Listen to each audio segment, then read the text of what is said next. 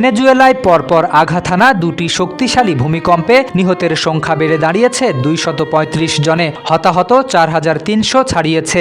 এখনও বহু মানুষ নিখোঁজ। ধসে পড়া ভবনের নিচে আটকে থাকা মানুষদের জীবিত উদ্ধারে দিনরাত কাজ করে যাচ্ছেন উদ্ধারকর্মীরা।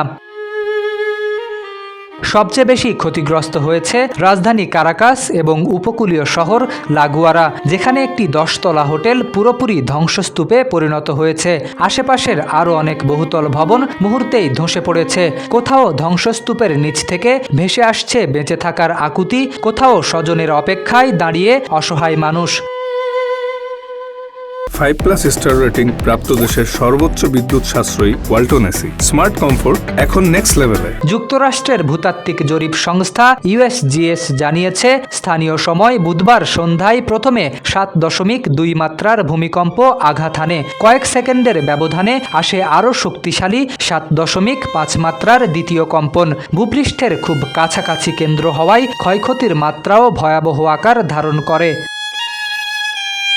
ভূমিকম্পের সময় ভেনেজুয়েলায় ছিল সরকারি ছুটি। সেন্ট জন দ্য ব্যাপটিস্ট দিবস এবং স্বাধীনতা স্মরণে বিভিন্ন অনুষ্ঠানে মানুষের উপস্থিতি ছিল বেশি, ফলে হতাহতের সংখ্যাও বেড়ে যায় আশঙ্কাজনকভাবে।